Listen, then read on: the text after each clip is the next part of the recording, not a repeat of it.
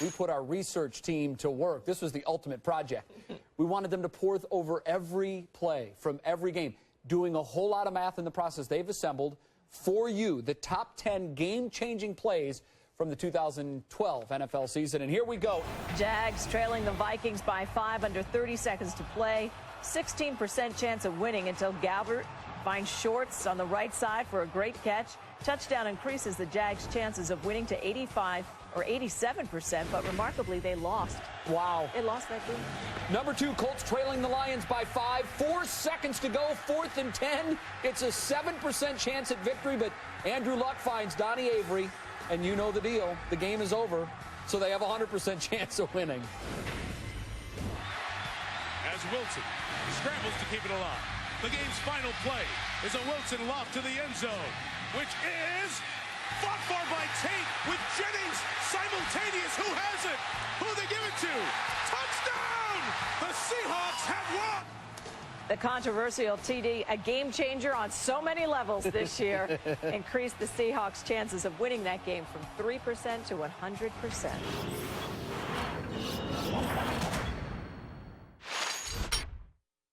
Remember last Saturday, Syracuse-Villanova game, 13.5 seconds to go, Cuse up by 3. Diggers screaming at the television, foul it, foul it, foul it. Syracuse opts not to, and with 9.2 to go, still a lot on the clock, Bell misses the three-pointer. Terrific play by Mook Giroux, kicking it out to Ryan Arcidiacono. Arcidiacono hits the 3 that ties the game. Villanova went on to win in overtime. Oklahoma and Baylor, similar situation. Baylor down 3. Will Oklahoma, Lon Kruger, choose to foul? Pierre Jackson's going to miss. And again, almost from where Arcidiacono was, Brady Heslip, one of the best three-point shooters around, was able to take one, and Scott Drew right on his back in frustration there. Terrific looks for both of those guys at the end of the game. So the question becomes, sometimes it works, sometimes it doesn't. Up 3 late in the game. What's the proper strategy, foul or not to foul? Well, I think the proper strategy is to foul, but the question is when. Do you foul under 7 seconds, under 5 seconds? I like under 5 seconds, but just because that you think that's the best strategy for you and your team, if you practice it and you do it the right way, doesn't mean that a coach relying on his defense in that situation is necessarily bad strategy. And that's really the rub here. The numbers don't indicate what some say it does. That they say fouling is a 17%, you're more likely to win by 17% in that situation. Our guys that do our analytics at ESPN, Dean Oliver, Alok Patani, they tell us that those numbers aren't what people say they are. The Harvard study says it. I think it depends on what you believe in and how you're able to execute it, and more importantly than anything, when do you foul? 5 seconds, 7 seconds? Because in that Syracuse-Villanova game, you wouldn't have wanted to foul at 9 seconds. That would have been way too early. Welcome to Numbers Never Lie. Michael Smith here from Numbers Never Lie, here to tell you that Yankees captain Derek Jeter is sailing into troubled waters. Maybe GM Brian Cashman ought to Google wins above replacement, or WAR for short. WAR tells us the number of wins a player added to his team above what they could have gotten from a player they plucked from AAA. In 2011, Derek Jeter's WAR was 0.7. In other words, he provided less than 1 win above what a readily available AAA player would have.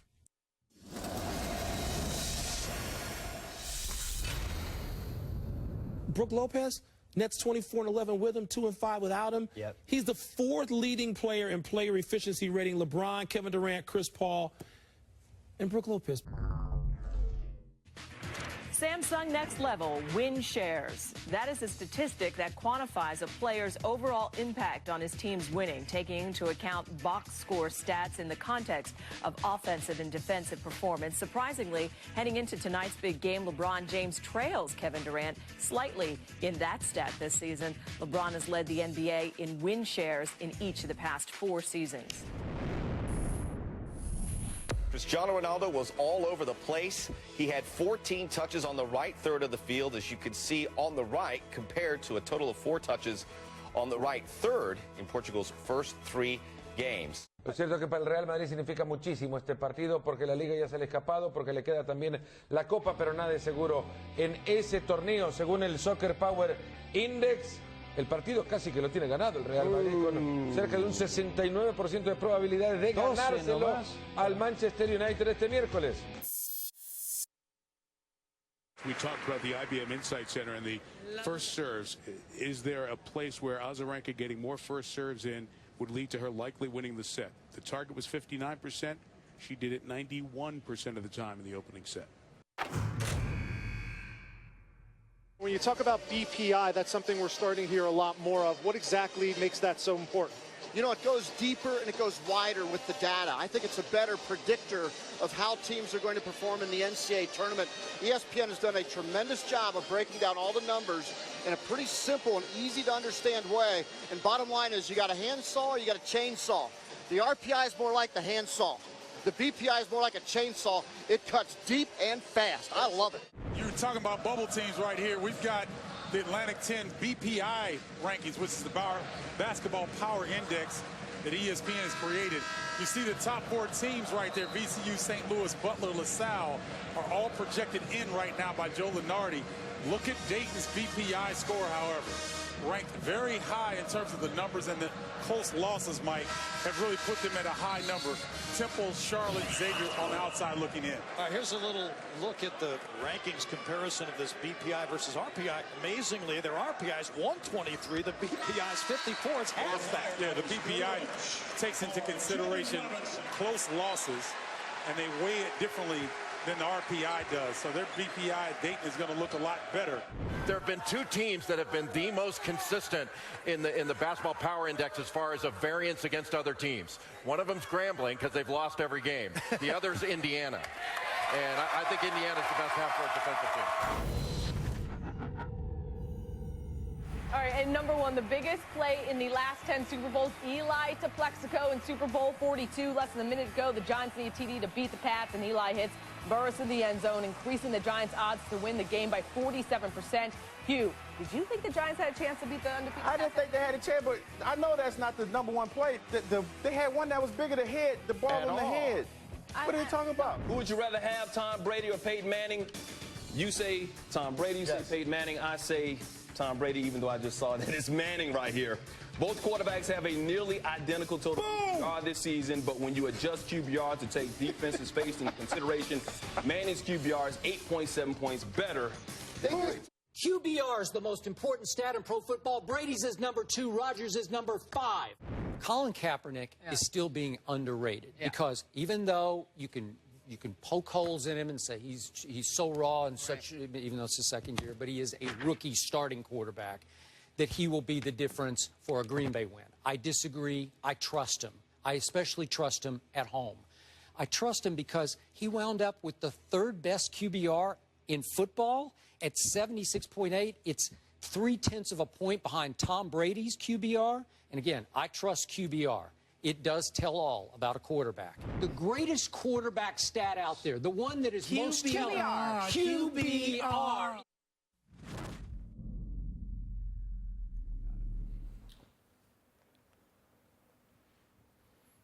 All right, good stuff. Couple of things.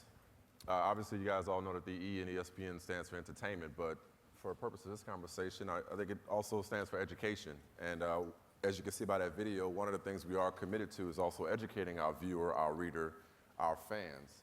So one of the things that stood out, and I know as the host of Numbers Never Lie, it's a big part of what I do on a day-to-day basis, is in order to educate viewers and fans and to give you this next level information, our on-air talent and producers have to embrace it.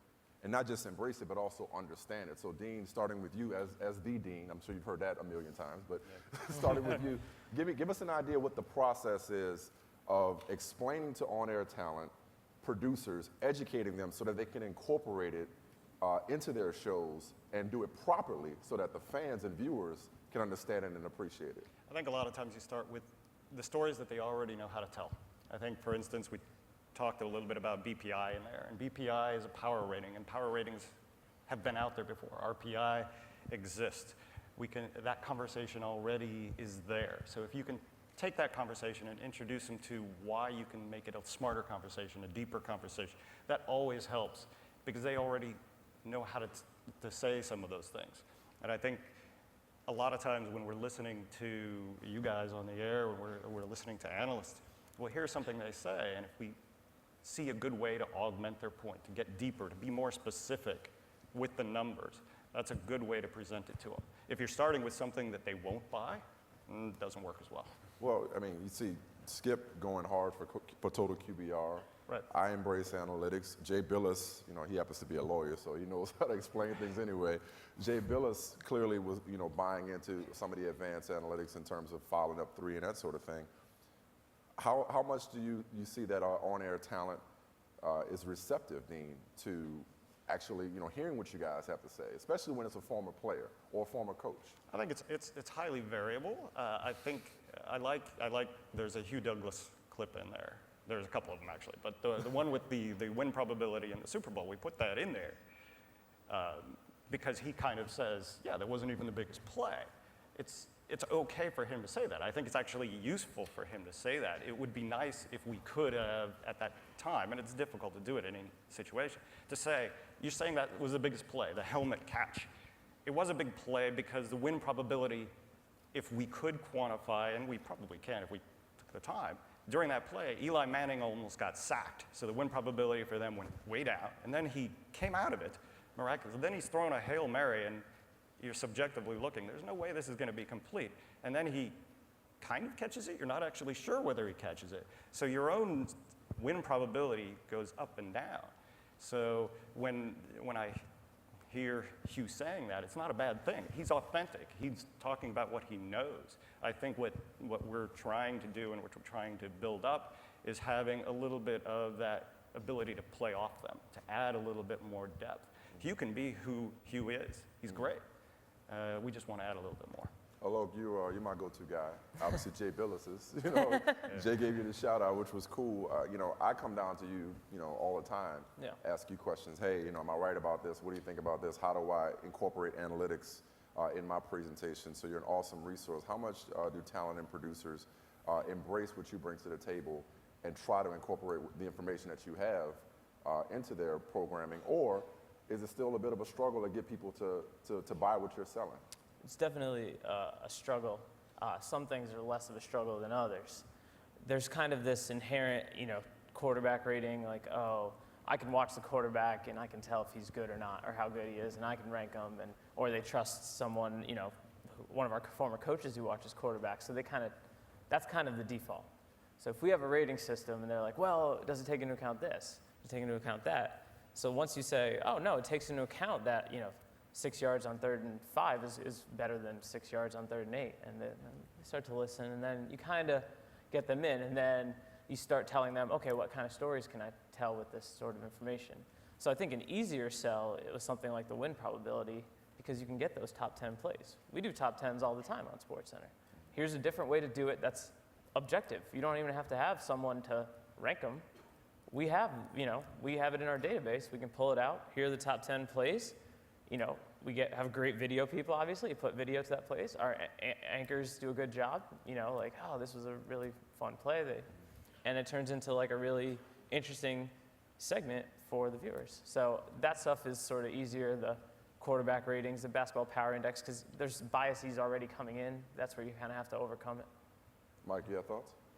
Yeah, this has just revolutionized the way that I can do my job. I cover the NFC West for the website, and I can remember not that long ago that as a reporter you might be intrigued by somebody's home road splits or turf grass. I heard a couple of references to that from some of the personnel guys from teams this week, just throwing it out there as like a grass turf split on a player, and now you're like, that's so 5 years ago.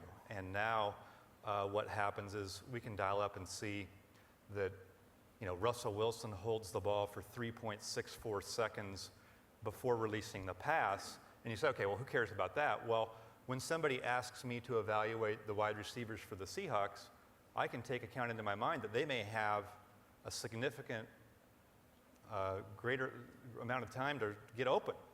It may not be a huge factor, but that's the type of stuff that you can know. And so the 49ers-Packers playoff game, another example, okay? Colin Kaepernick has 181 yards rushing, and typically in the past, you know, I would do some game charting, but I would probably have to go back the next day and break those down to see, you know, how many of those were on the option runs, that type of stuff. And instead, I go down to the locker room, do my regular interviews. I come back up, and there's an email from our stats and information team that says, okay, he had 181 yards rushing, 178 were before contact, and 99 of them were on option runs. Well, now I'm dropping that into a column that's going to be written on deadline and posted a couple hours after the game. That's really valuable information for someone who's reading that. And from our standpoint as writers, I mean, it's like value added to your IQ. I mean, you suddenly have a totally more intelligent approach to the game without making any effort. It's a win. Tom, your thoughts on incorporating analytics into print and making it entertaining? Well, I have it easy because I can actually explain in a 1,000-word column what I'm talking about. For you, I feel bad for you guys. You have to give Hugh Douglas, like, all right, so in 20 seconds you have to explain QBR. That's tough. But I remember, so like 3 years ago, I moved down to Miami to cover the Heat using an analytical focus, and I didn't know how that was going to go. But they gave me fodder every single game. And I remember in the playoffs, the first year, they lost a close game. So they lost by like 1 point. And the conventional wisdom said, oh, they can't win in the clutch. They're 6-15 in games when the score is within 5 points. And I'm sitting there, I'm like, I don't really buy that. I don't really, they've taken games that were close and they've pushed it out of the 5-point margin. And yet we don't characterize that as a close game. So I looked into the play-by-play, and I found out that actually when the game gets into close clutch time, within 5 points, last 5 minutes of the game, they were actually a winning team. They were 24-21, and the reason was because they would take, you know, be a 2-point game with less than a minute left, and LeBron James would just go Nova and hit like 4 shots. They'd win by 10, and that was a close game. And like last night, Memphis was down by 1 point. Marc Gasol hits a shot with 42 seconds left. They win by 7. The Heat win by 7, and that's not considered a close game. So while everyone was talking about the Heat are not clutch and LeBron James is terrible and Dwayne Wade is awful and they're deferring, and we just kind of flipped the script and showed people that the way that we had been talking about the game was not accurate. And they were actually okay in the clutch. They weren't great. But the whole narrative that they just crumbled in the crunch time just didn't make any sense to me, and I was able to explain that, and that was one of the things that I look back on that really resonated with not just me, but for the readers as well. That word clutch is a buzzword. Yes. In a lot of ways. I mean, you know, some people define clutch as a walk-off shot. You know, you and I have talked about hero ball. Yeah. You know, a lot. You know, that unfortunate act of, you know, dribbling down the last few seconds to take a game-winning shot to get on the SportsCenter top 10. But when you bring up clutch and what it really is versus what the common perception of it is, it brings you to the next point, which is how much you guys, and I'll go back to you, Dean, to start this one, how much you guys see your role as almost the charged with dispelling myths one at a time, you know, whether it's clutch or you got to run to set up the pass, as Mike Sando has written about. Yeah, how much is dispelling myths? I feel like a lot of the times we're like sports mythbusters, and a lot of the time I'm looking at the conventional wisdom and checking it, and we're showing our work. So instead of just saying that Kobe Bryant's the best clutch player in the NBA, bar none, he's a cold-blooded assassin, drop the mic. Alok has done all that work. Exactly. He takes those shots. This is Alok's baby right here. He's about to drop the mic on Kobe. And it's like no, like he's missed tons of shots, but that doesn't make SportsCenter because that's not, when he misses a shot, we go, oh, he was supposed to miss that shot because it was a back-breaking, you know, terrible shot. But we don't get to watch all those clips of him missing. I mean, Alok, you actually, I don't know how you did this. You're awesome, but didn't you look at all of Michael Jordan's clutch shots? Or, yeah. And you didn't even have the data. You had to go into the newspapers. Yeah, you had to go through newspapers. Yeah. So it was motivated by the Kobe Bryant, because we have the data on Kobe Bryant, so we can go back years and we can just see, and we can look at the examples, and it doesn't take very long. Michael Jordan, the play-by-play data doesn't go back that far, so had to go in. And you assume if there's a very close game, they're going to narrate the last few seconds of the game, which they do. This explains, okay, there was a kind of a myth, or there was some data that made it look this way, but during the football season, there was a lot of talk about, has Tom Brady lost his clutchness in the last couple minutes of the games? Because, over the last few years, he just hasn't had, his numbers haven't been as good late in the games. And so I was going to be discussing this on our, on a podcast, and so I emailed the stats and info team and analytics team and said, hey, what do we got on this? Now, I guess this makes sense now. I did not know that this was in your wheelhouse. That's why Jeff gave it to me. Yeah. So, I'm serious. Within an hour and a half, I get 1,000-word treatise back, an email with charts, bolded items, really explaining how that's really a bunch of nonsense. That it just would happen. That basically clutch play can't be. It's not predictable. I mean, if you're a good player, you'll play good regardless of when it says in the game, and you'll have stretches late in games where it doesn't go well, and others. So this is kind of a standard thing that analytics has been for, is to kind of show that clutch is not reproducible. It's not easy to. Bill James did a lot of this stuff. What's interesting to me is when we look to bust them at actually the fouling up three situation. We did a lot of our work a year before the piece was ever done, and it comes out somewhat inconclusive. Whether you foul or not is not an easy call. We couldn't bust a myth, so we weren't necessarily ready to put it out there. And fortunately, Jay, Billis, and you noticed that they were going to do a segment on it because they had those. And so we could pull up our old work, and it takes the right people a lot of times delivering that message, which is kind of a neutral one, but he did it well. He told a story. You talk about education. It was a really good segment for doing that kind of thing. And myth busting is one thing. It does educate. It can create a little bit of a divide between the traditional people and others. But if you get to a conclusion that is a little bit iffy, it allows people to say, oh yeah, there is a little bit of hedge. You can allow people to make their own decisions based upon specific things that are not in the analysis. And it's nice to see that. There's definitely, though, that balance between education and entertainment. And, we obviously, as the, least smart person on this panel, but I mean, I appreciate and embrace analytics. Our audience, thank you guys for coming out, clearly appreciates and embraces analytics and what you guys do. We work together behind the scenes, but ultimately we have to serve the viewer, get clicks, get ratings. And it's one of the things that All Numbers Never Lie over the evolution of the show we've tried to balance is, heavy analytics, educating the viewer, but still being entertaining so that people will want to watch. So I wonder, Stro, I'll start with you. You know how I feel about your writing, and you had a great column recently about LeBron being an elite shooter this year when you crunched his numbers through synergy and so on. What's the balance, and what kind of reception do you get from readers when you start to go heavy into analytics? And do they enjoy that? Do they embrace it? Do they want more? They're like, hey, miss me with all these numbers. What I like to do is usually when I have some really interesting data, I don't knock you over the head with it right off the bat. What I try to do is start off with a piece of imagery so you can see what's happening on the court, so it's not something abstract.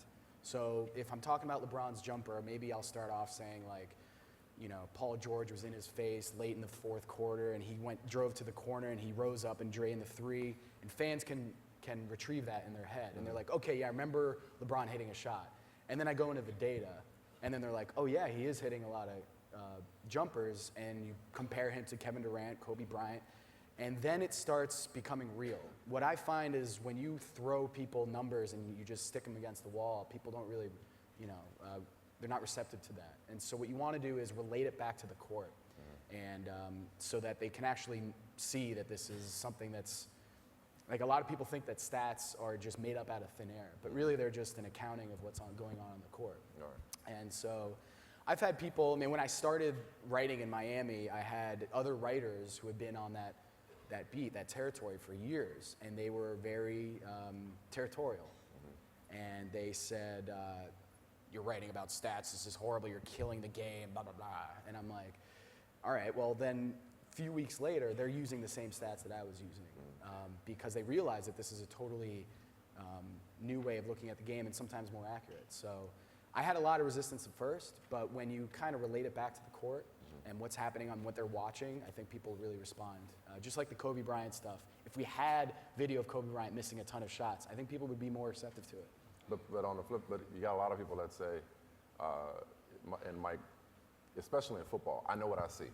You know what I mean? Like, I keep your numbers. I watch the game. You know, you're just twisting them, this, that, and the other. How much are your viewers, or excuse me, your readers, hungering for more of that analytics, or they're saying, hey, you know what, you're going too heavy on this, or? Well, you know, it was a challenge for some with total QBR, but the most resistance was from people who just didn't like the idea that ESPN is trying to promote this. Oh yeah, I get that a lot. And so whenever you would reduce it to a debate over or a discussion over the merits, you wouldn't get anything. You know, maybe somebody who's into advanced stats would quibble with you know, the distribution of credit in a certain area, but no one who was complaining and saying that, oh, come on, ESPN had anything other than they were just annoyed that ESPN was promoting it. When you actually get to the merits of it, people will definitely embrace it. And I try to interject it into or use it with things that are very topical. So, you know, I think we would all agree that through the first half of the season that Andrew Luck and Robert Griffin III were the leading candidates for Rookie of the Year.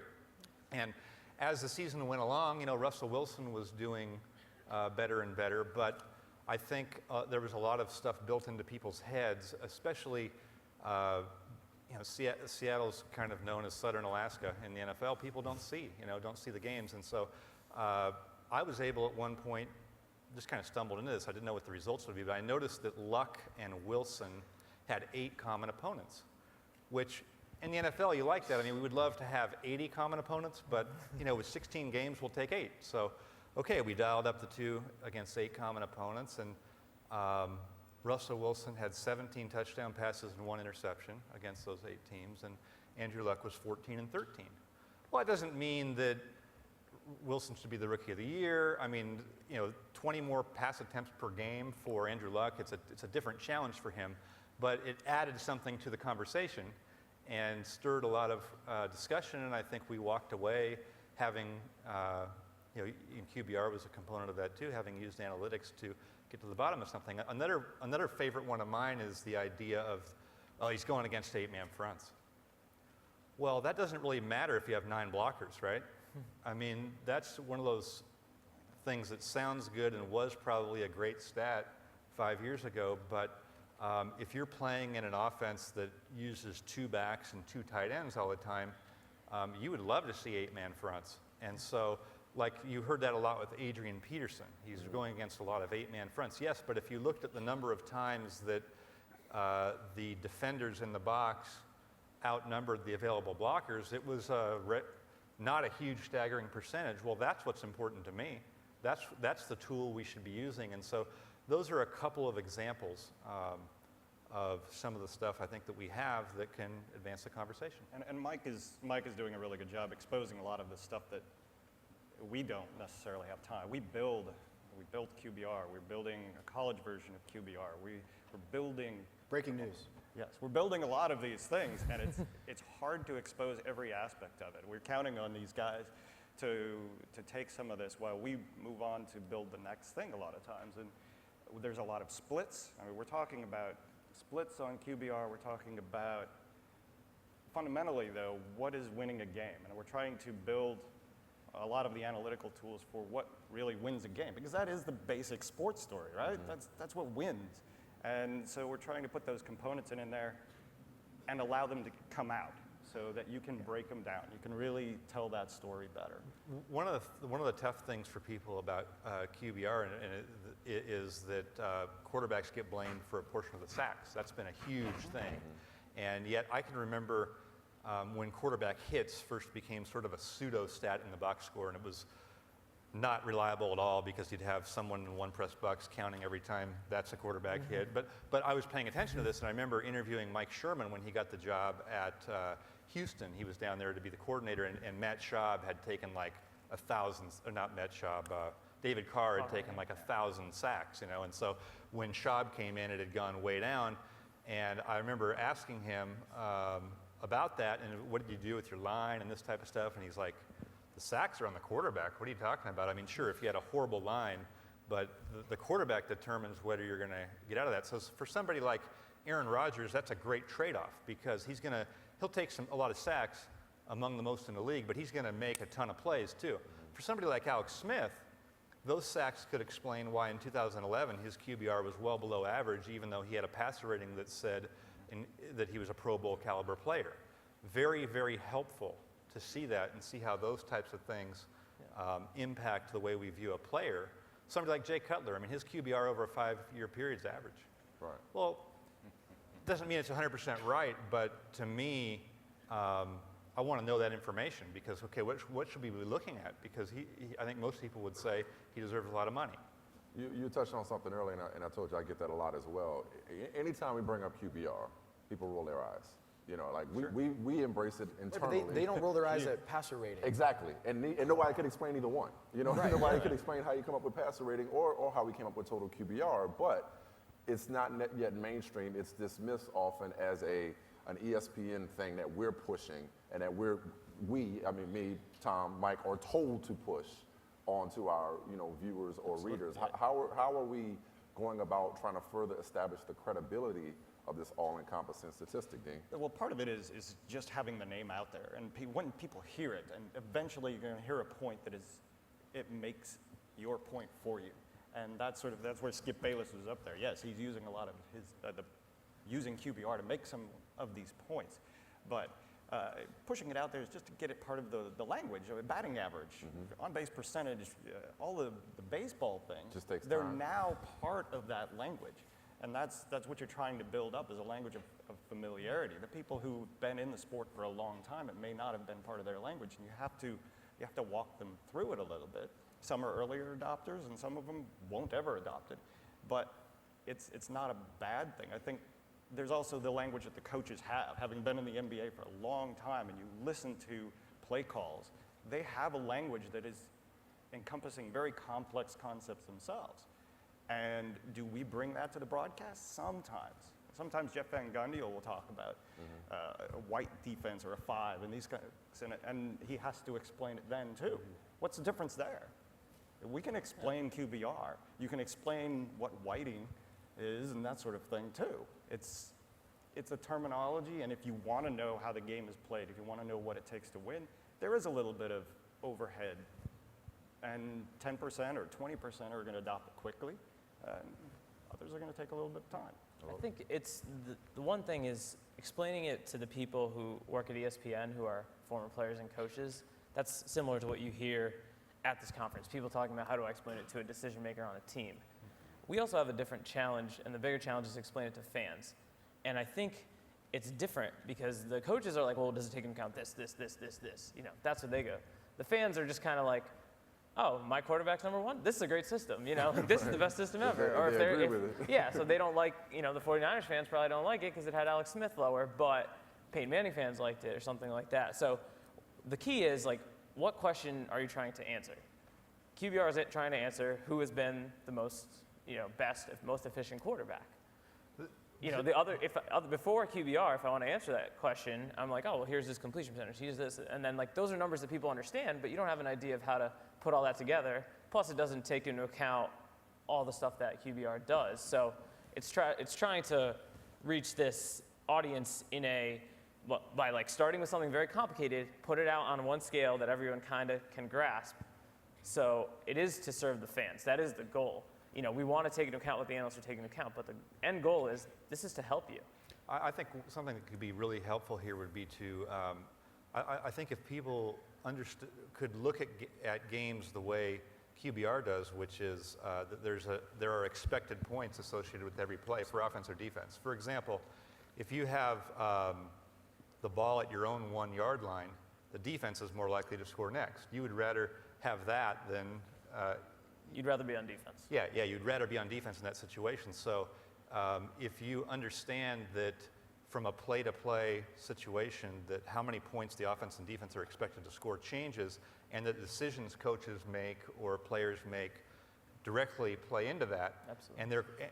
And see, where I think this will head in the end or next or at some point is that'll be tied in with win probability and it'll be on the screen. And so you'll see during the course of a game. Ooh, look, they're punting here. What does it say? Okay, this is a net loss of 14 percentage points in win probability.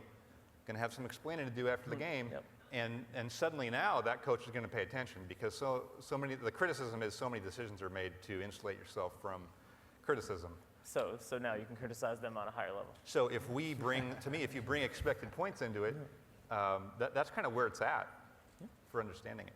One of the things we were hoping for from this panel was not for just to be informative to you guys, but for you guys to help us be better at educating and entertaining you through analytics.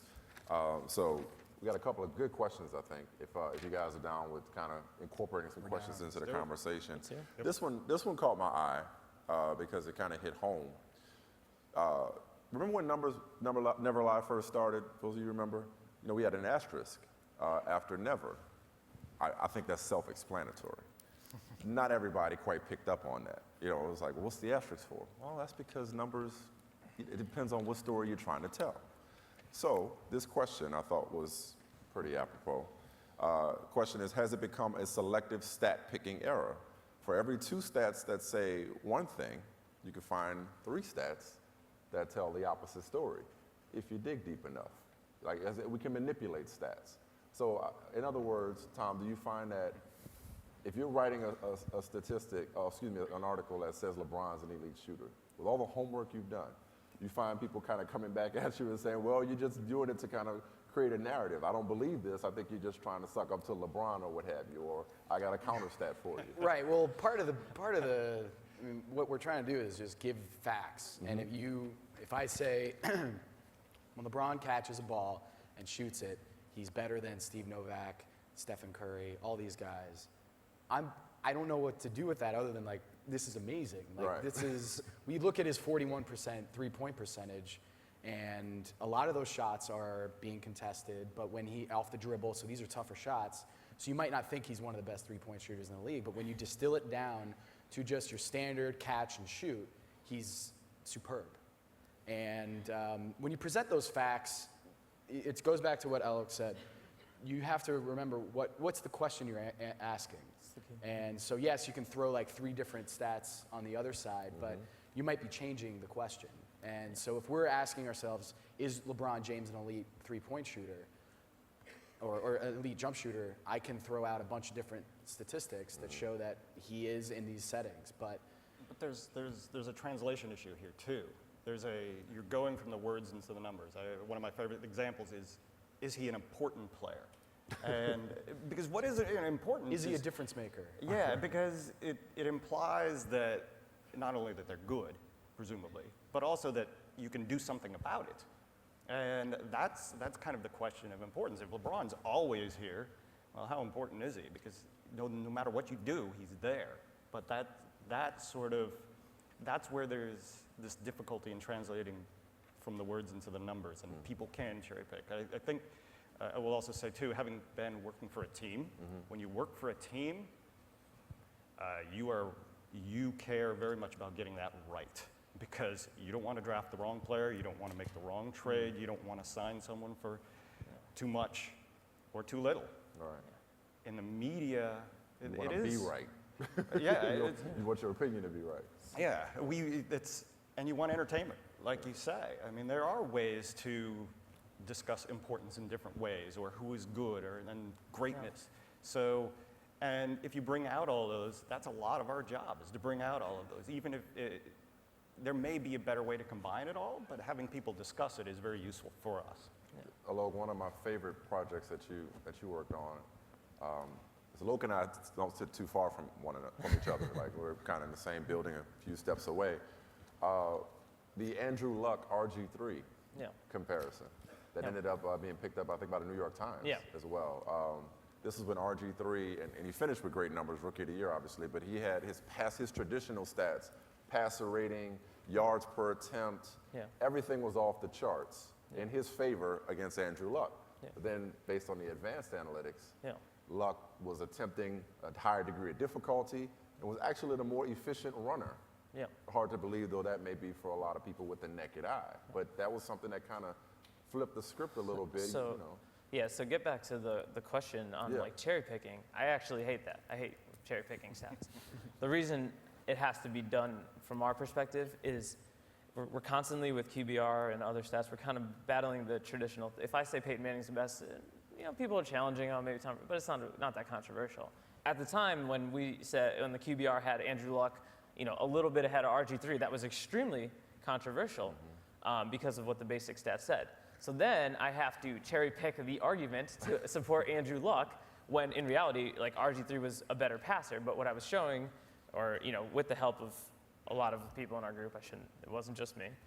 We looked and we said that look, Andrew Luck is getting RG3 is running for more yards. Andrew Luck is getting first downs.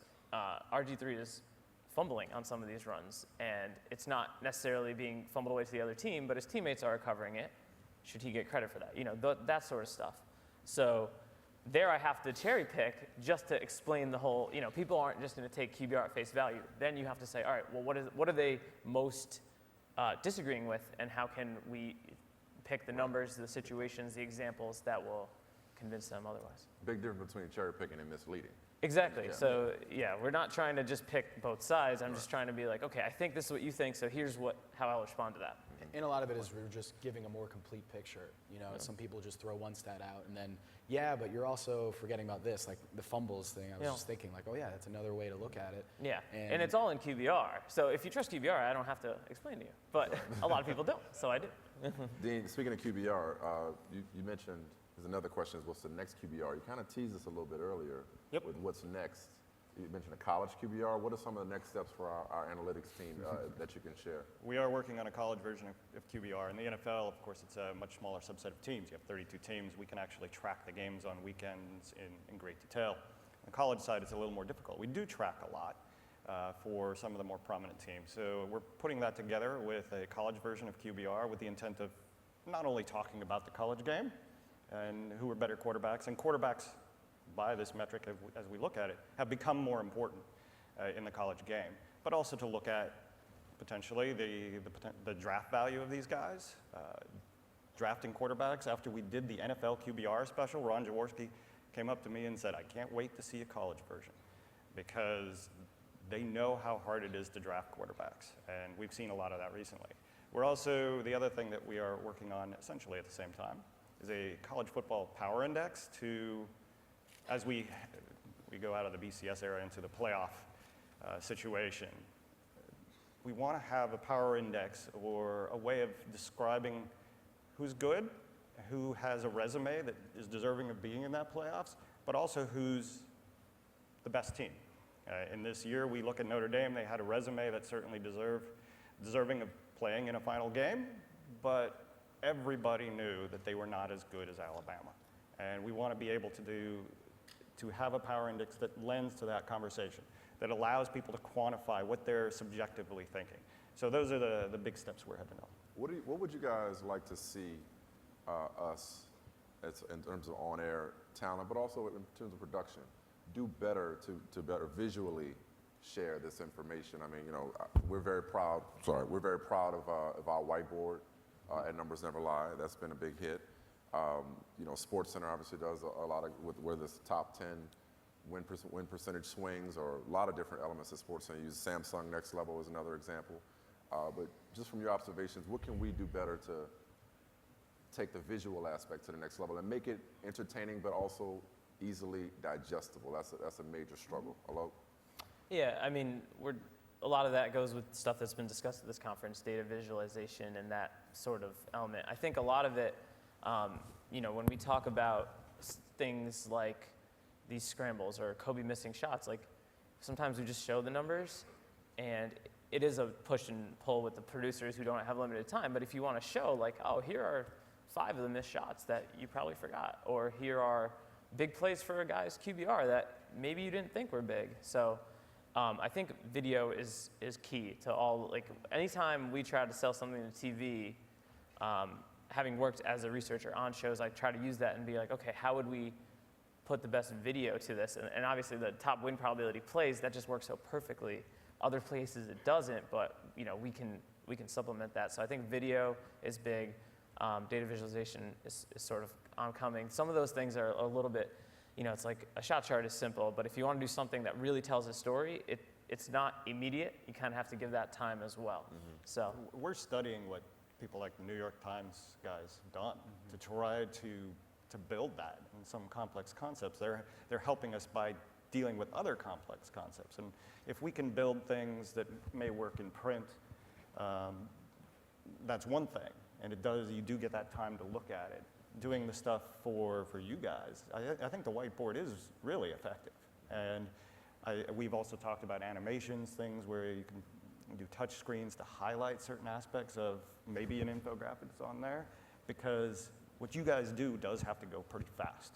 So that's an evolving thing. We can't wait to do it better.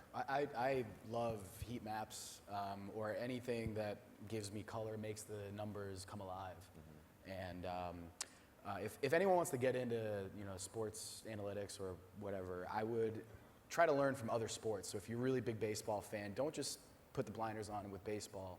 Look at other sports and see how they're covering the sport, because some of the best stuff that, the most fun that I have is data visualization, and I learned from fan graphs with WAR, cumulative WAR over the career, and the way they visualize it, it really drove home the point that Alex Rodriguez or whoever it was a lot better historically than people imagine.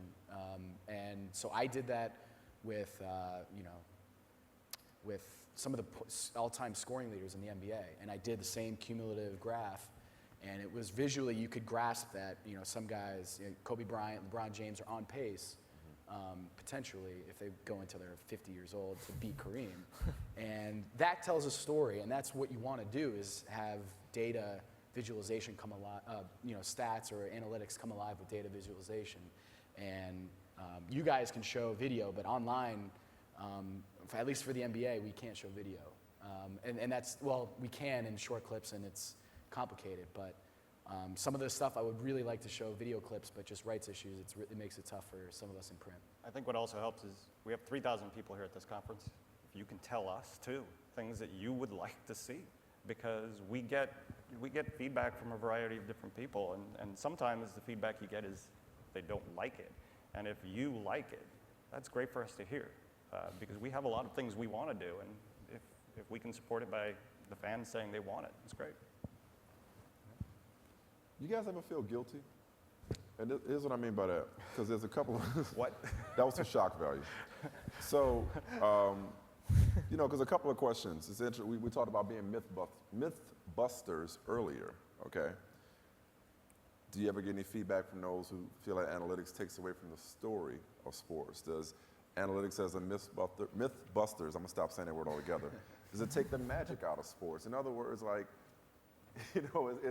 we're here to set the record straight, but part of sports is, the myths and the legends and the fun part of it. Do you ever get that kind of feedback from people that's like, yo, man, why are you telling me that Kobe's not clutch? I want to believe that Kobe's clutch.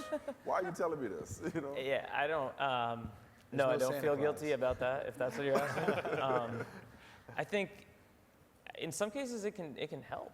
I mean, for every, it explains, does it take the fun out of Kobe? Maybe, but maybe there's someone who's really good, or maybe, Robert Horry was really good in that situation and he should be credited more, or, that, and then we're adding to the conversation sometimes. That the Russell Wilson play, the Fail Mary or whatever was big, and we can quantify it, and I think that only helps, in my opinion. So I don't, sometimes it takes away from what people think, but in the end, you kind of, we want our analysts to be right. We want our personal analysis to be right. I think when Mike or Tom write, they want to be saying something that is correct, not just what people want to hear. Right. Well, a lot of the stuff that I get when I'm myth busting, I do get some brushback from people saying watch the games or count the rings, the cliche stuff. With the Z, right? Count the rings. Lots of Z's. Yeah. And the more Z's, the lower the IQ. But I also get people who say capital letters, thank you. Right. Thank you. I've been telling my dad this for years, and he just won't believe me. But now I'll hand him a link if he reads online or a newspaper clipping. a link to this article, and then I'll, you know, follow up with that person and like, what was so compelling about that? I'll try to keep doing that. Yeah. And so as much as I get people who say the negative stuff, the negativity of when we're being more analytical, I also get a lot of people who say, I'm so glad that we're having this conversation because we haven't, you know, the game, the technology, the players are getting better, bigger, faster, and yet our analysis may not be in line with that. Yeah. And we might be dragging behind. So while all these guys are getting better, so does our analysis. Like Dean, I mean, there's a large segment of our viewers, of our readers, of our consumers, you know, who are much like I think about Moneyball and you know Billy Beane trying to get the old guard scouts to embrace what he was doing. There's a large segment of our viewers that are saying this, like, quit bombarding me with numbers. I don't want to go to school. I just got out of school. I want to watch sports. I want to ask you this. I want to ask you this. How much would your job be easier on Numbers Never Lie if you had an ex or a former athlete who was well versed in analytics? How much would it be easier? Or how much would you be like, thank you? Well, Jalen, thanks for reversing this. This is fun. Jalen's pretty good on numbers, as is Hugh, and they both understand them. I think part of what we try to do on our show is bring that balance between experience, practical experience, and me representing, or the number answering the debate representing the analytics and the research. Right. So that's part. We're trying to almost like embrace that battle. You know what I mean? Between, well, here's what I see, here's what I know because I played and I watched the games. Here's what I know because I went and talked to a local, or I read Dean, you know, or read Stroh, that sort of thing. So I don't think, I wouldn't change that. I mean, we could certainly incorporate more analytics experts. That might be something we do in the future.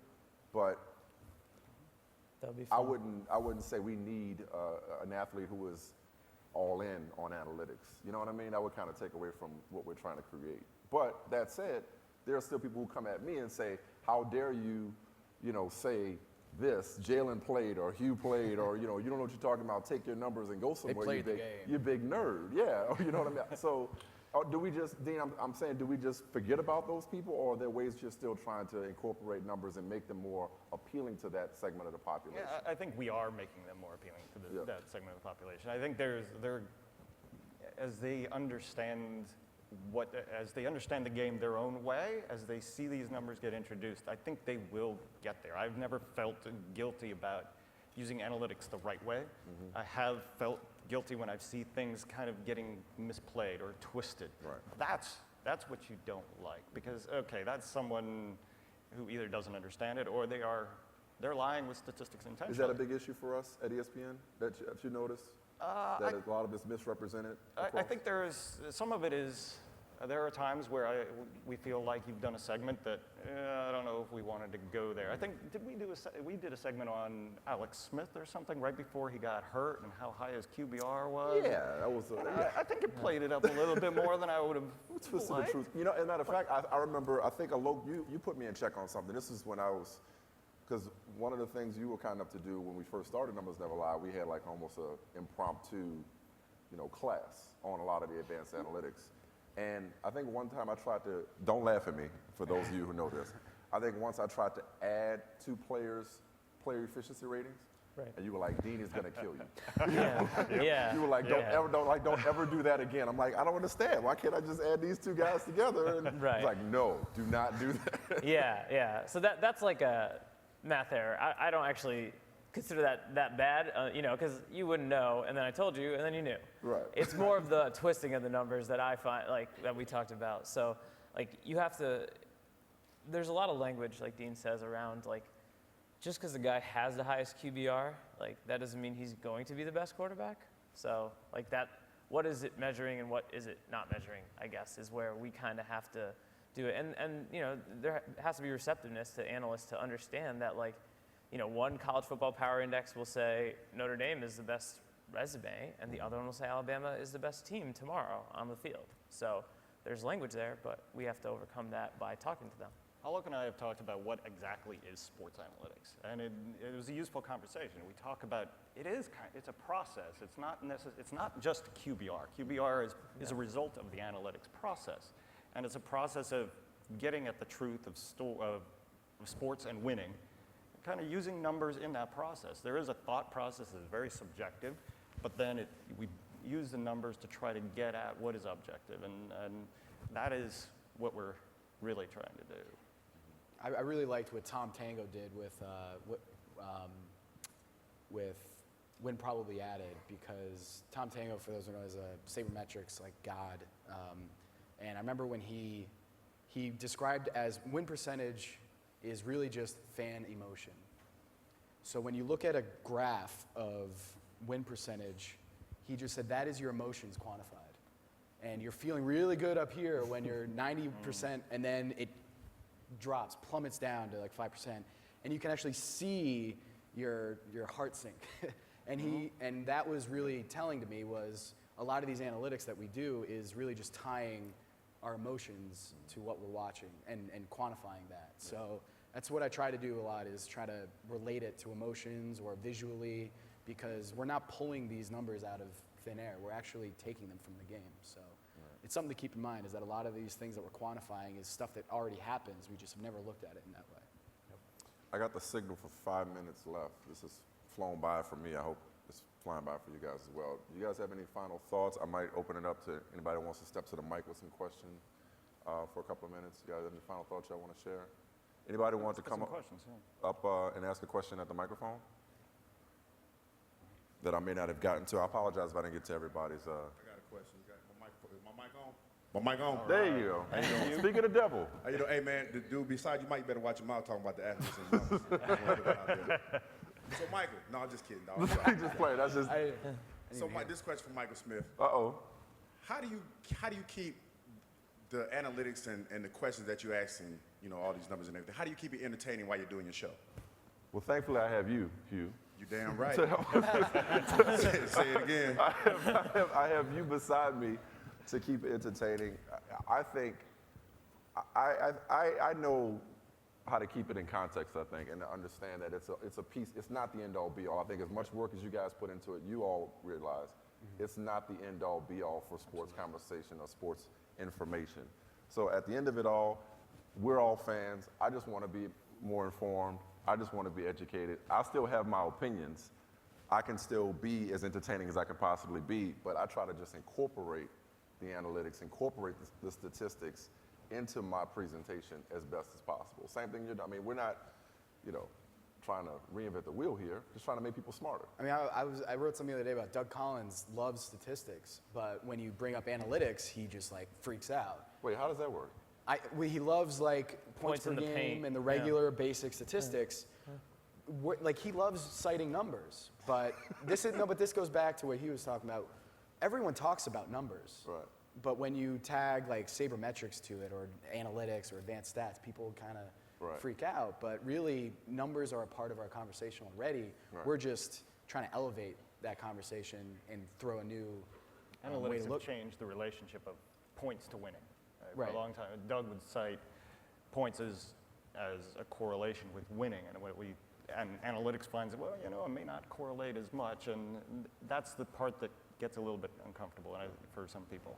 Analytics can still be emotion. Hugh, as you know, analytics can still be, or statistics can still have emotion or personality to them. Right. There's still people delivering them. You know what I mean? At least for our purposes in terms of storytelling, you can still use them to tell a kind of story that you want to tell. Yes, sir.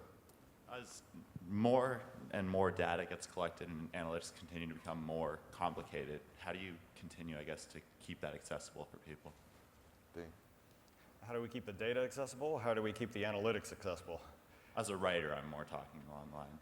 Oh, to make it accessible to a broad group of people.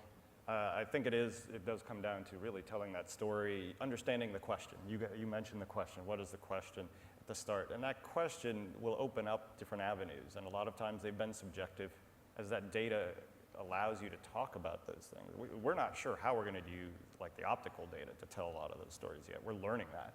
But a lot of them are pretty obvious. You talked about the time in the pocket stuff and how it may free up the wide receivers. Just making that link is making things a little more accessible, I think. Yeah, SportView, the 3D tracking cameras in the NBA, a lot of the stuff that they're tracking are stuff that we've always wanted them to track, and it's really easy language. How many touches does Dwight Howard get in the post? Like, you have to manually do that, and the coaching staffs have done that for years. So while the data is getting a lot more, I don't know, robust, I don't really think that a lot of it needs to be so complicated. So touches, dribbles, passes, stuff in the NBA we've always wanted to track, we're going to be able to have that conversation now. So it's not necessarily more complicated. A lot of the stuff is actually being more simplified. And it kind of starts on the other side. From the person watching the game has the question, then you go to see what we've got about it. You're not necessarily, we do have a ton of stuff and it is fun to look through and try to get ideas from it, but a lot of times it starts with, okay, what am I curious about? Or what did I read that really annoys me? You know, that seemed like, this doesn't seem right. And so, you know, and then you weave in your own anecdotal stuff. You have to go talk to a coach. I mean, they love, depending on how old the coach is a lot of times, but they love to hear some of this stuff, and scouts love it. I find there's kind of a divide between, you know, I think a lot of front office people love this stuff, and some coaches do, but not all. But it's just going to change. It'll change and be more embraced, and this is going to help us learn more about the game, because we will be able to get some answers to questions that we wouldn't even thought of the question. Absolutely. Yeah, no, the more front offices and organizations embrace it from their side, the more we continue to embrace it on the air, you know, the more educated the fan will be. They're going to introduce it into our language, frankly, because you're going to interview them and they're going to talk about it. When Calipari talked about BPI. Yep, and it has, you know, if you look at the leaders in QBR, for example, it's not like it's trying to tell us that Kevin Cobb had the best season in the league last year. I mean, it lines up usually with, and when it doesn't, that's when you get to ask the really great questions. God, that's odd. I thought he was good. That's what we want to be. That it's like it's tipping you off to something to look into. Cool. Well, that's all the time we have. We'll be obviously accessible after this and throughout the rest of the conference. But we really appreciate you guys coming in and supporting our efforts to tell stories through analytics. So that's going to do it for us. Thank you, guys. Thank you.